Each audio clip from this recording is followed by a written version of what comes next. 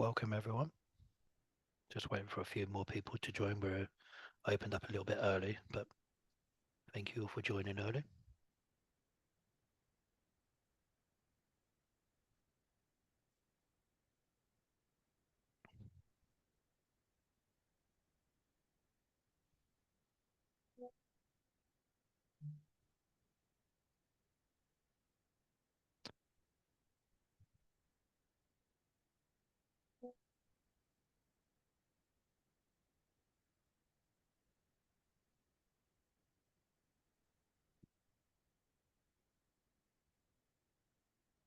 Still waiting on a few more people to join, but we've still got another minute or so, a couple of minutes before we'll start.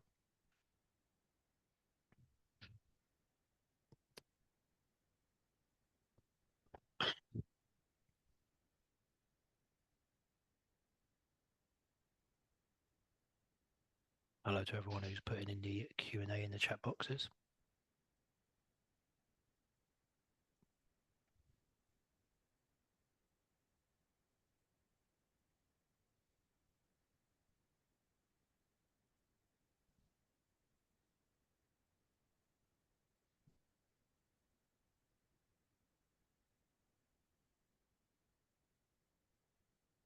Okay, it's 12 o'clock now, so we'll give it one more minute just to see if anyone else is going to join, any last little stragglers. And then we'll start. Today's event is being recorded as well, so that will be sent around to everyone afterwards as well.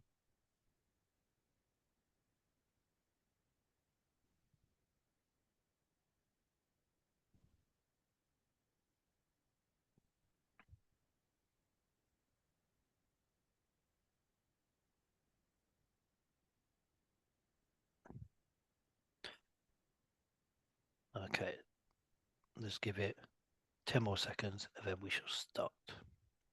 Hopefully everyone's joined.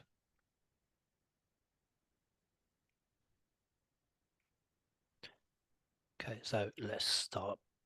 So welcome everyone to the IFA IPA Group Benevolent Fund webinar. My name's David. I'm the membership manager. I will be hosting, but I will be handing over to Ian and Debbie in a short while. Just to go over some housekeeping rules. So if there is any technical issues, please bear with us. We will try and resolve these as quickly as possible. If anyone has any questions, please add them in the chat box at the bottom or the Q&A boxes. If either myself or Hayley will have a look at them and ask Ian and Debbie to answer them throughout the webinar, or we may answer them at the end of the webinar. And as I've said at the start, today's webinar is being recorded.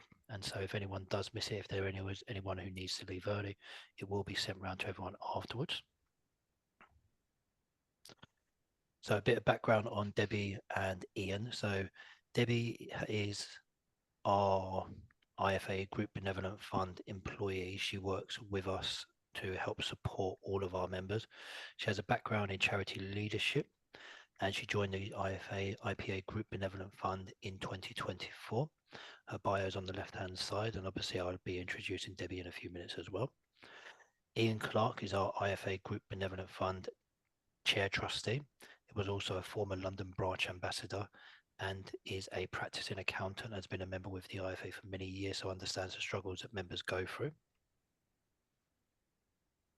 We move on to that. Debbie and Ian will be hosting this webinar, but just before I hand over to Ian and Debbie, just to talk about some upcoming AML matters and online CPD.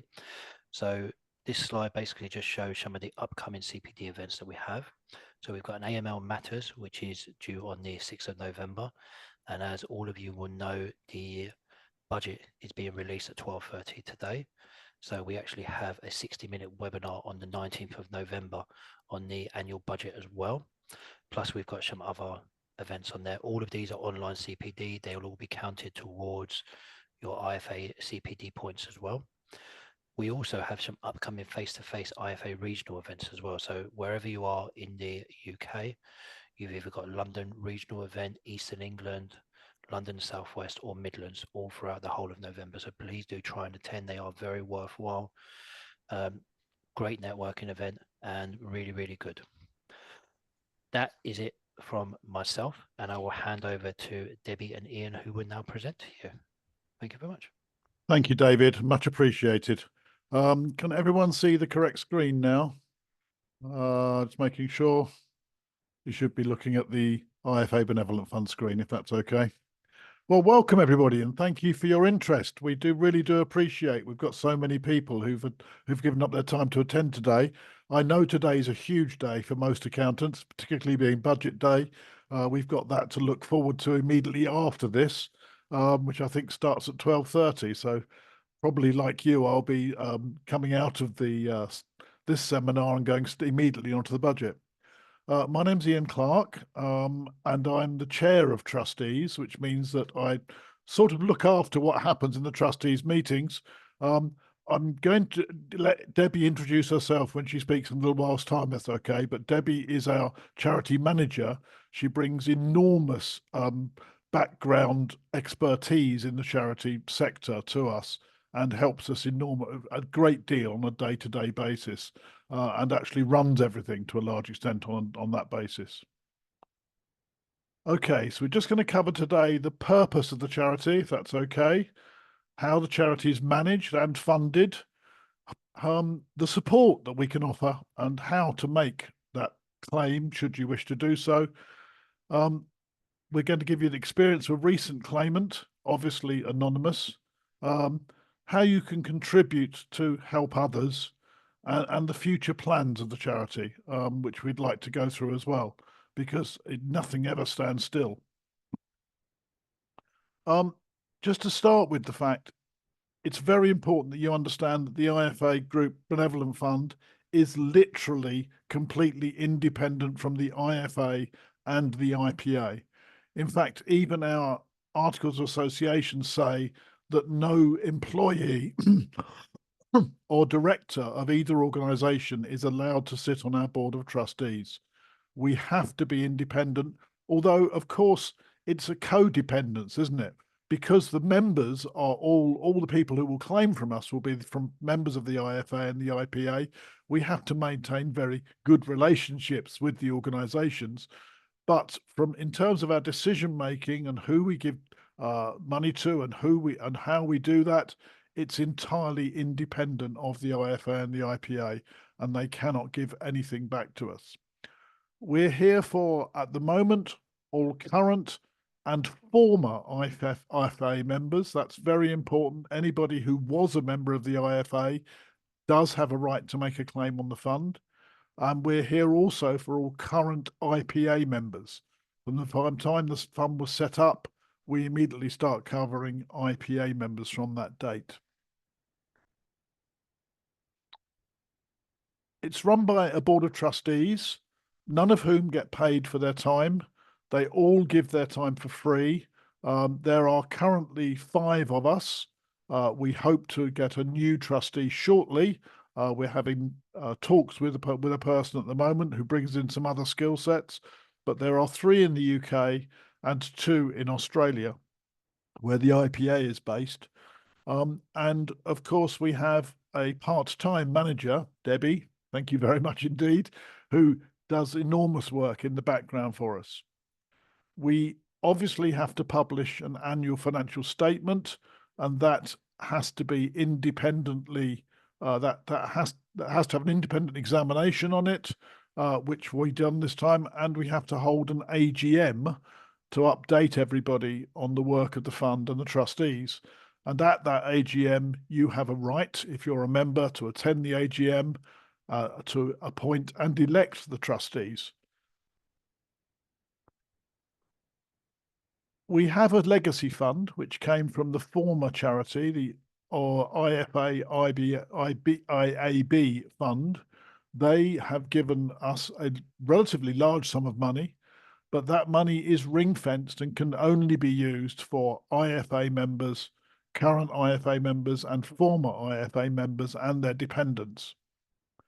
We also have effectively what is a new unrestricted fund, and that is funded by, hopefully, what your membership renewals, that you will give the £10 that enables you to become a member of the charity and help us support other IFA members in the future. That's also the same for the Australians. It's slightly different. It's $20 Australian dollars. It doesn't equate exactly to £10. It's slightly different amount, but it is very, very similar in terms of $20. They have the same invitation when they do their membership renewal to join the charity and to help support us. And all the money that you give is used then to support IPA members and their dependents and some plans for the future, which we hope to come through. Is this for you, Debbie, I think, isn't it? Yeah. So good afternoon, everybody. So I wanted to talk a little bit about the support that's on offer, who can make a claim for support to the fund and how you go about that. One of the real challenges of a benevolent fund is actually getting people to come forward, because they actually feel maybe a bit embarrassed that they might need help or support. And we just want to reassure people that it's a wholly confidential process. Nobody in the IFA or the IPA sees your application for support. And I wanted to give you some ideas about the sorts of things that you might be able to do. You may also know former members yourself or their dependents that are struggling, and we would really encourage you to make them aware that they can come forward to the fund and make a claim for support. So typically the way in which the sort of claim for support is paid is in a one-off non-repayable grant, and that's based on need. So the individual identifies why it is that they feel that they could do with support. You then have to complete a form which tells us about you, about your dependents, and some basic financial information that supports the fact that you are in need and that some support would be welcome. Typically, people can only claim once in any year, but if they have an ongoing situation that goes over multiple years, there may be an opportunity to claim in the future.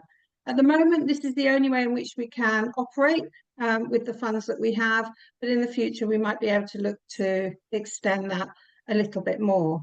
Now, people can claim for a variety of things. It doesn't just have to be about support for your household bills, although it could be, and it could be because you've had to reduce your hours of work, you've had some illness in the family or yourself, or some situation that means what you normally would earn just hasn't been possible in a given period, and you could look for support to help you in that way.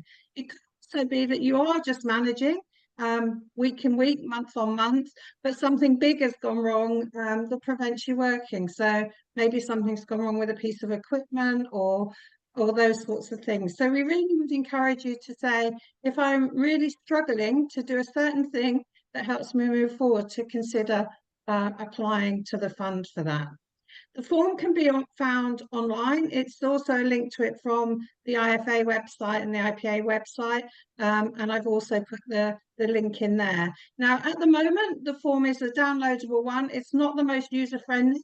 I would say it's pretty simple, but not user-friendly, and we are just working on improving that to make it easier for you so that there's no barrier. But the other thing is we are always here to help. So anyone that has any problem with the form, they only need to drop us an email and we can support through that process, because not everyone can use technology in the same way.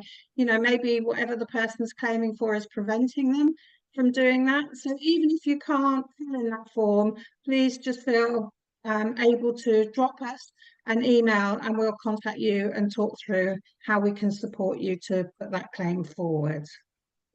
Next slide, please. So I think the best way of showing maybe what the fund means, and I think this works both ways, both for you, maybe if you're seeking help, but also if you're able to donate, build the fund for the future, is to share the story with someone who's very recently done that. And I know you can read it on the screen, but maybe not everyone has such a good view. So I'll just talk it through as well. So this was a single parent with a daughter who has a need for long-term medical support. And I'll just do it in her words, because these are that. I've always worked and tried to manage this need whilst earning enough to support us as a family. Over recent months, my daughter's condition has entailed numerous hospital visits and admission, and having exhausted all my leave, I had no choice but to reduce my working hours. The reduction in hours has meant our outgoings now exceed what I can earn and leaves me struggling to make ends meet while still supporting my daughter in every way that I can. Next slide, please.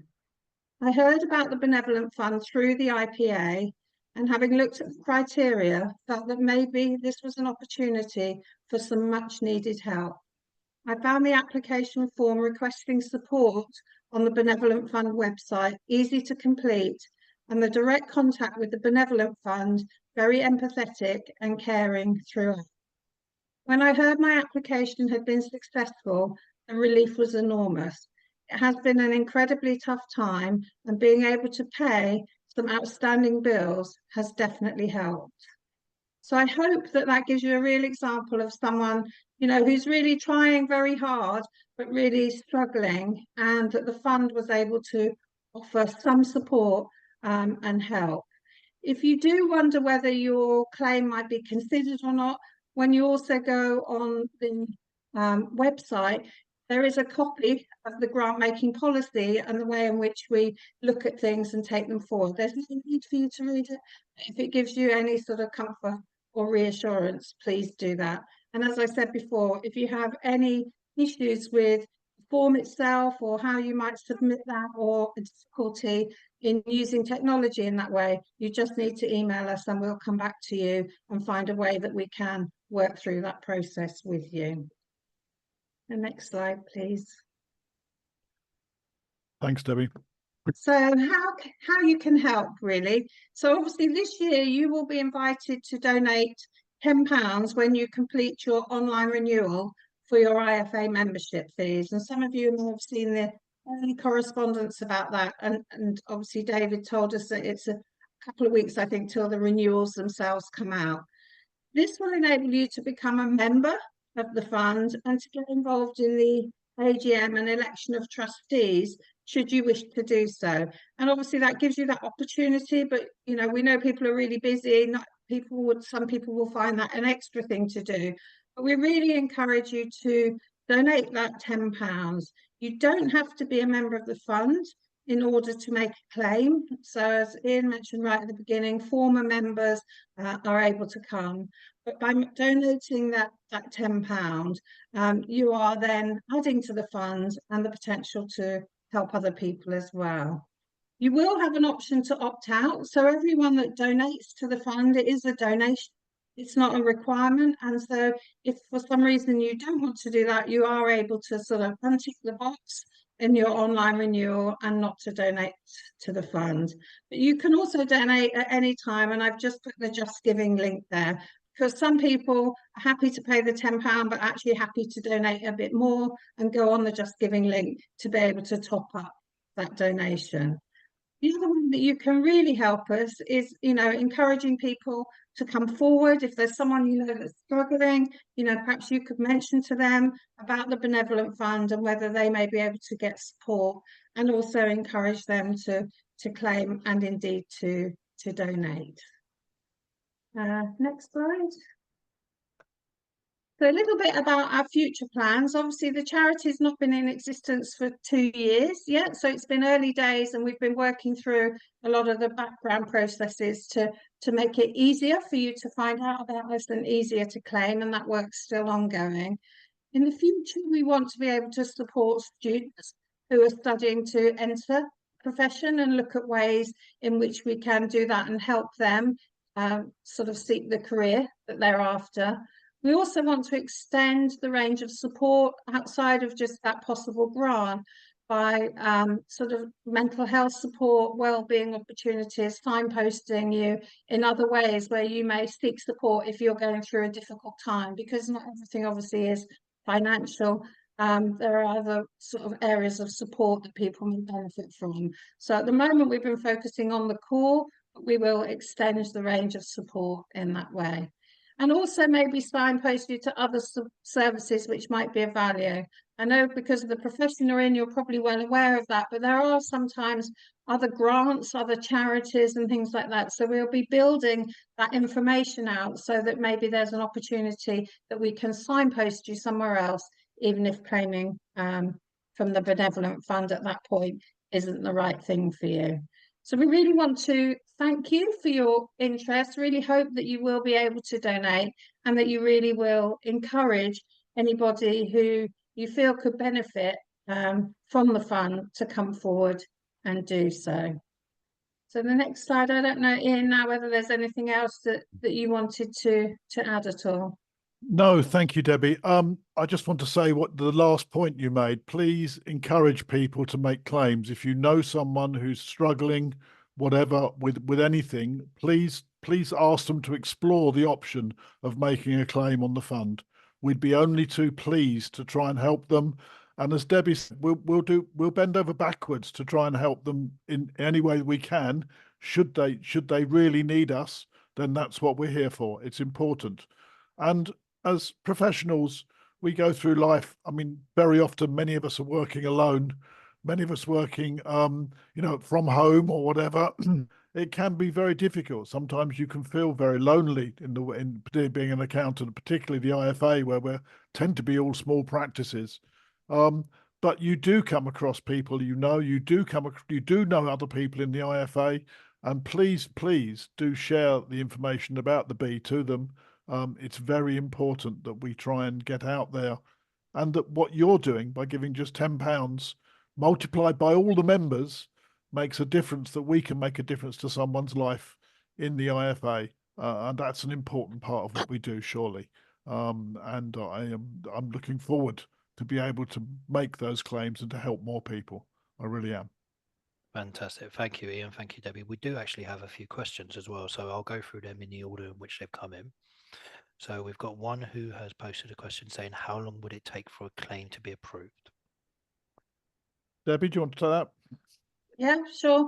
So basically, we will acknowledge the claim as soon as we receive it and then be able to set a timeline. Typically, it's 2 to 3 weeks, because the claim has to then go in front of the trustees who make the decision about what level of support can be added. So that's a typical time frame. Okay, fantastic. Another one we've got is, how will you prioritize the applications? I think at the moment that I wouldn't worry too much about that, because if providing they're from the IFA, we have sufficient funds for virtually all applications.